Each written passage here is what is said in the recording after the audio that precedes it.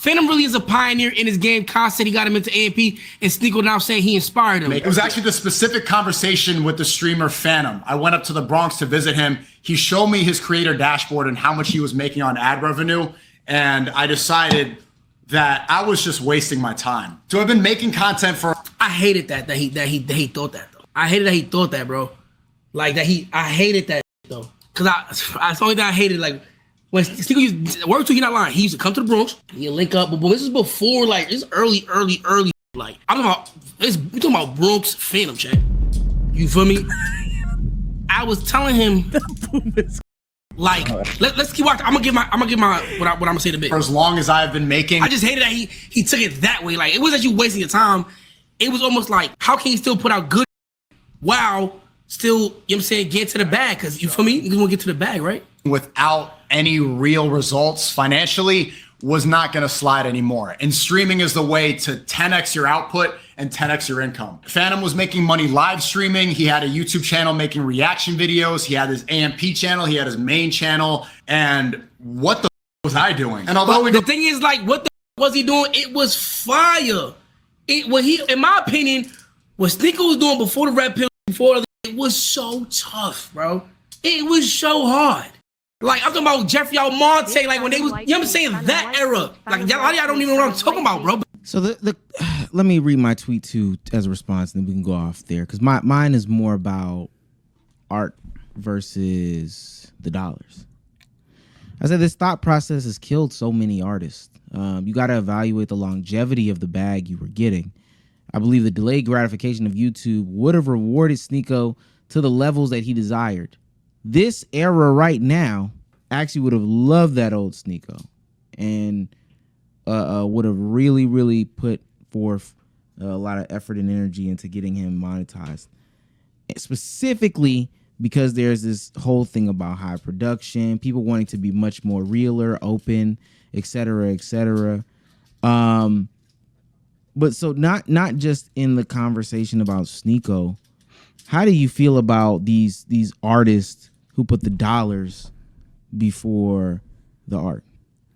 Oh, well, this is easy for me. For me, and I've said this since the beginning of this whole transition that a lot of creators have made from becoming a YouTuber to a streamer, it was always a bag move. It was always a bag move. It was not because these motherfuckers just love streaming. It was always because this was a much more efficient way to make money for them with doing less work. And I know that's controversial. I'm not saying that live streaming is easy. I'm not saying it doesn't take work. But I just need y'all to remind yourselves exactly the movies. Like, to the case of Sneako, literally movies. But, like, the work that these guys were putting in per video, the effort these guys were putting in per video compared to what they are doing now, or at least like when they transition to streaming.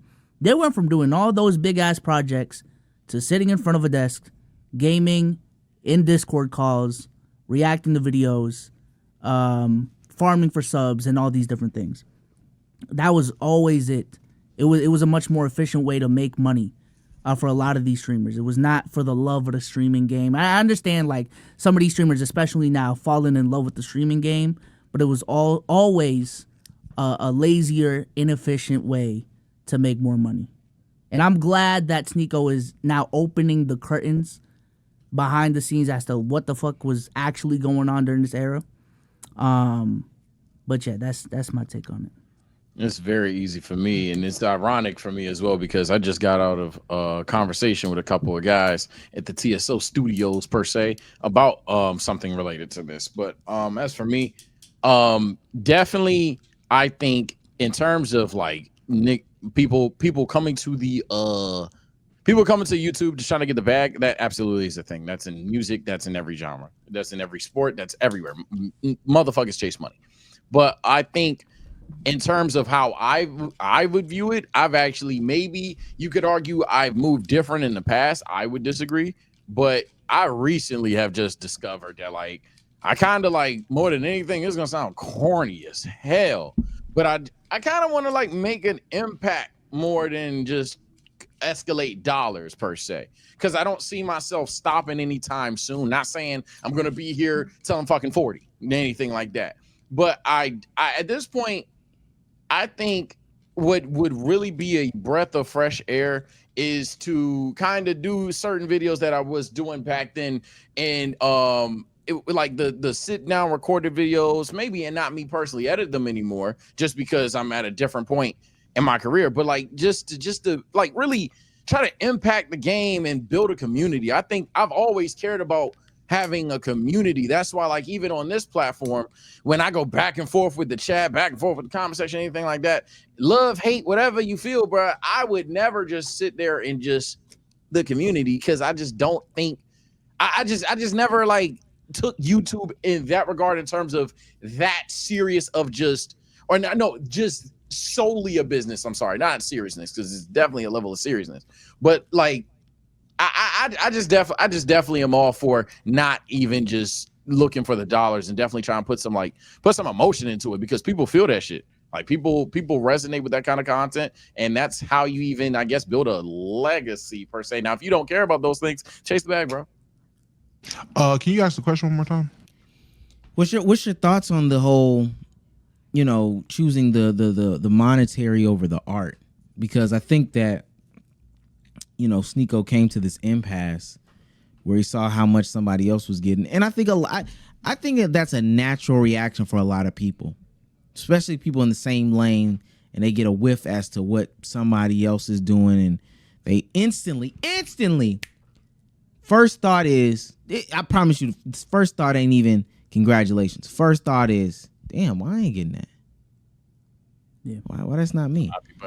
So what's your thoughts on the whole monetary versus the art? It's actually funny. I've had people in real life have that reaction to a lot of things over the internet in terms of the monetization of YouTube and everything like that. I would just say, no matter what the passion is, there's always an impasse a person goes through where you have to choose that monetary route versus doing it strictly for the love of the game. One is always the less financially stable option, whether that's music, acting, whatever kind of arts, whatever kind of creation there is. There's always that moment where, okay, there's a lane I can pick where it's more financially safe and stable, or there is a way where I don't sell out, or whatever the case is, where I do it this more real way. Is natural.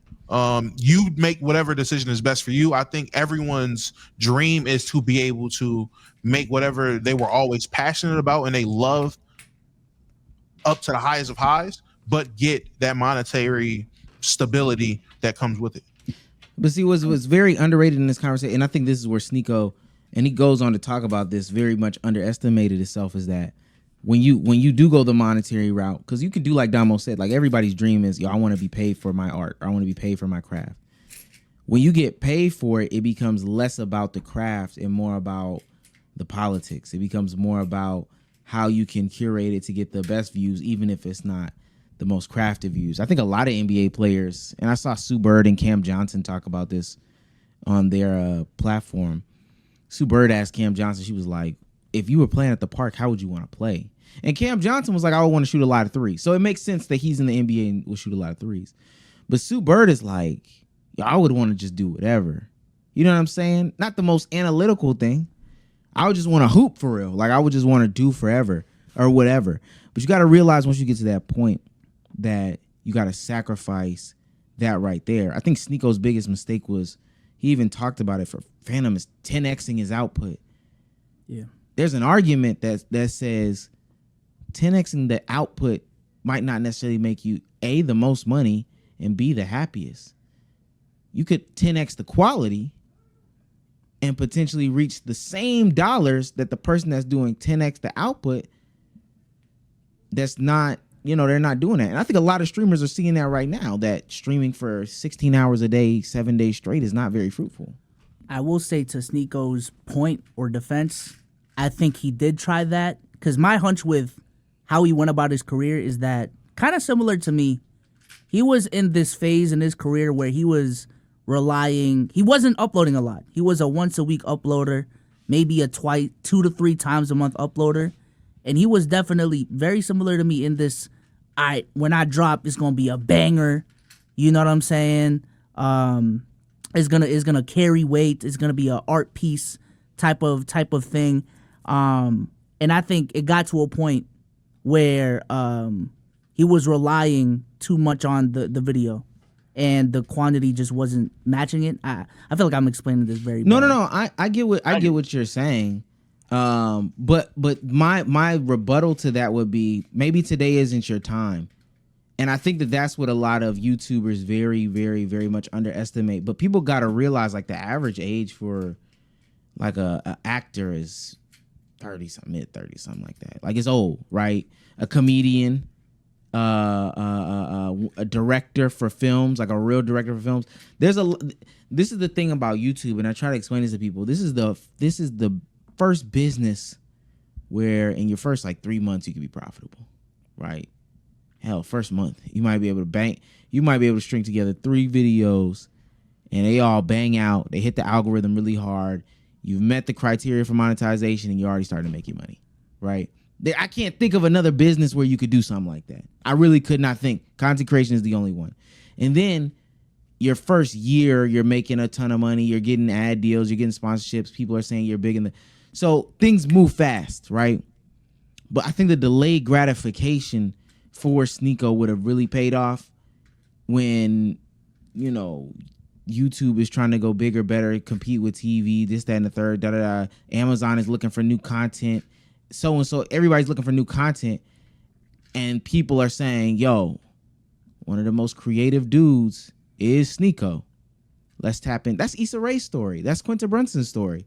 That's and I don't want to take everybody's. That's Donald Glover's story. That's all of their stories right there. B-Soul's football regular season is coming to a close, and my Falcons aren't doing so hot. Omar, my Patriots aren't either, but at least we can make some money on Prize Picks, right? That's the only reason why I'm invested on Sunday night. Prize Picks is Let's Keep It a Buck's favorite way to play daily fantasy sports. They offer weekly promotions that can lead to very big payouts like Taco Tuesday, so you can win more money and have more money in your pocket. It's pretty easy to make lineups on Prize Picks. They have a bunch of different sports you can choose from. And then within those sports, they have a bunch of different categories. You can go to points, rebounds, assists. And if you really know what you're doing, all you got to do is click more or less on your favorite player, and you can win a bunch of money on Prize Picks. All you got to do is select more, select less. Just make sure they're not on the same team. Put in the amount you're comfortable with and press submit lineup to submit a lineup. Hopefully some of that bread touches down in my pockets this holiday season. Shouts out to Prize Picks for sponsoring this video. Yeah, that's why I've always said, like, a lot of these YouTuber to streamer pivots have always been forced. Just because they're viewing it from a numbers perspective and a meta perspective. Like, I think Deshae even has a clip recently of him talking to DDG about this. He asked DDG, yo, if you were to tell someone, you know, who's starting content right now, would you tell them to do YouTube and Twitch? DDG straight up said YouTube. But Deshae's mindset was on some, but the metas right now is Twitch. Like, everyone's on Twitch. So why wouldn't you tell motherfuckers to stream on Twitch instead of start a YouTube? And, like, same thing with DDG. That I think the reason why it feels forced to me is because, again, they're just doing it because it's the meta. Like, I've always felt this belief that every single creator is meant to create on a specific platform catered to their strengths and weaknesses.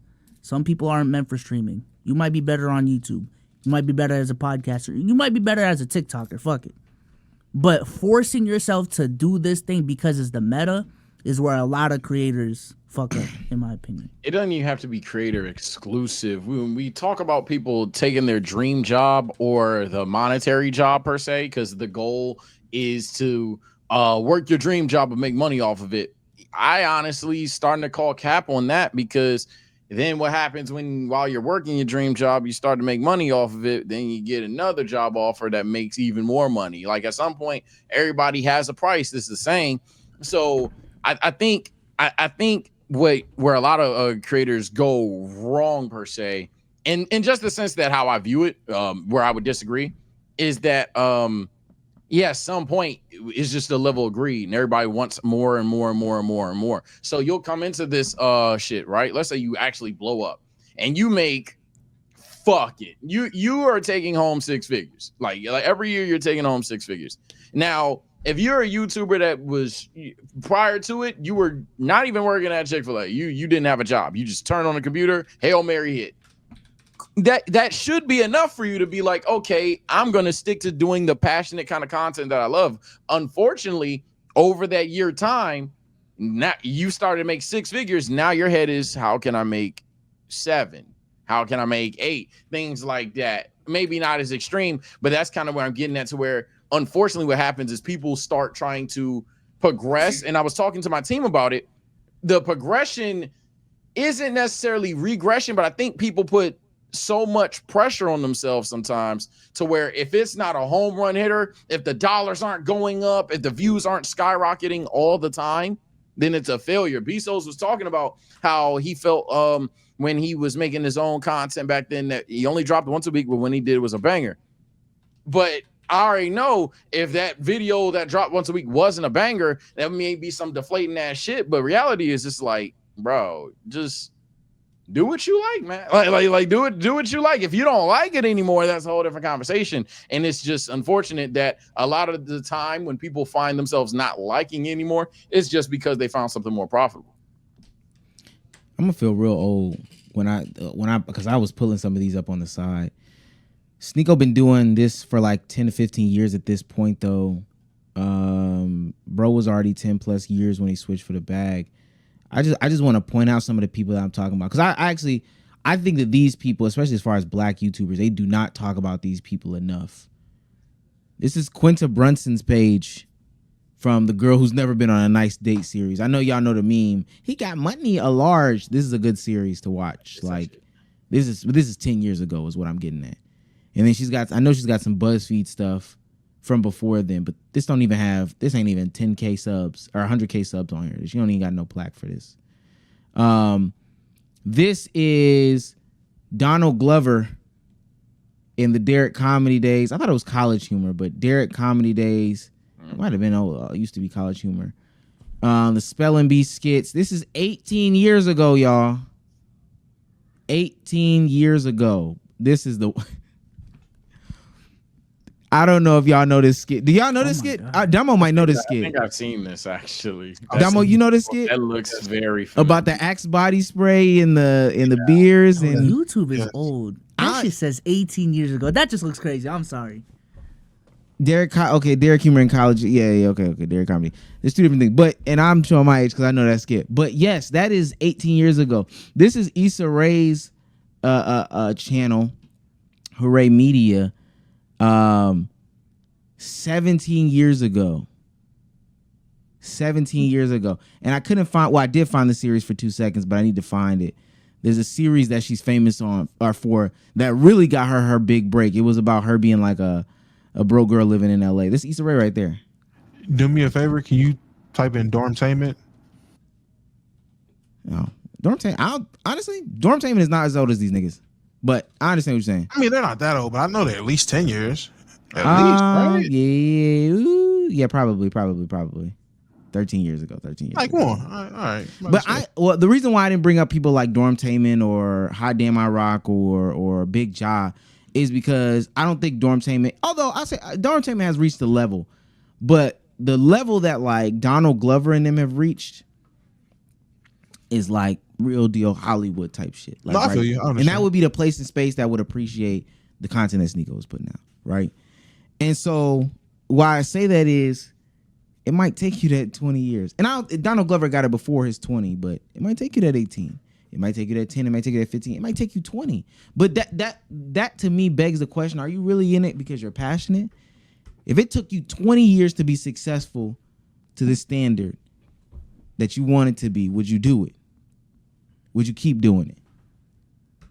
But I think it's that short-term thinking, and rightfully so, of like, bro, I got bills to pay. Right now. Yeah, that short term is definitely the word. It's a lot of people that would like to say they'll wait, but it's not a lot of people. He was living in New York too at that time, so. But that's cool and all. Quinta Brunson had bills to pay, and she was still doing this. Issa Rae, and I know a good bit of Issa Rae's story. Issa Rae had bills to do, and she was still putting out the shit she was putting out. I gotta find this thing. She had bills to pay, and she was still making sure that she made that content. So doing what she needed to do. And I get what you're saying, B-Souls, but like, I know we're at a level supposedly, and I know we're at an era supposedly, but man, no dick suck. You know, I always bring up my brother in these situations. I remember when he was working at Walmart, going to school in the morning, going to Walmart at night, and then coming off work and going home and doing some research for a video or recording a YouTube video. And he had about 2 hours before I came in there and told him, shut the hell up, you too loud. So that means he had to postpone it to the next day or get up early enough in the morning for him to record it before he had to go to school. So, like, if you want to do it, you're going to do it. Now, I feel you. I just feel like the things that you're talking about right now, and we've done this a lot before, is like we're talking about the success stories. You know what I'm saying? Like, what if you're not that person? You know, that's always gonna be in the back of your head. You know what I'm saying? So, is it smart for you to go all in on your dream of fulfilling this passion project that you have, or do you got to be realistic? You know what I'm saying? You got to get a job. You got to take the money first approach, the more short-term approach, especially when you are talking to one of the guys making a lot of money in your field, where, again, from the outside looking in, I wouldn't be surprised if Sneako was in the mentality of, bro, they are 10xing my money while doing less work. Like, I'm out here doing fucking movies, and they are making 10x the money that I am, and they're not even editing, they're reacting to shit, while I'm out here literally making movies, doing scripts, editing, doing everything, titles, thumbnails. But I don't know, bro. No, I get you. I just want to say this before I'm done. This is The Misadventures of an Awkward Black Girl. This is literally the thing that got Issa Rae insecure. And now Issa Rae is regarded as one of the best black directors, one of the best directors, like one of the best producers of content. When she walked through the door, she can get through any door. Right? And it's because of that one YouTube series. Not that it has 10, 15, 20 million views or whatever the case may be. It don't. Because of that one YouTube series. That delayed gratification really, I mean, I get it. I get the conundrum. I'm not gonna act like I'm not, but man, sometimes I do think Sneako is one of those creators where, like, damn, if you really did, the creativity was there if you did stick it through. Pause if needed. Like, it would be something crazy. I don't know, but we'll never know. Or we might. I don't know. I'm about to say, never. He might double back, man. Yeah, never. I think it might be hard because, again, now he's not on YouTube. And they can't get on YouTube. That. Damn. Yeah, he's trying to recreate the magic on Twitter. And I give him credit for it. But YouTube. That's going to be tough. Yeah, that's going to be tough. Yeah.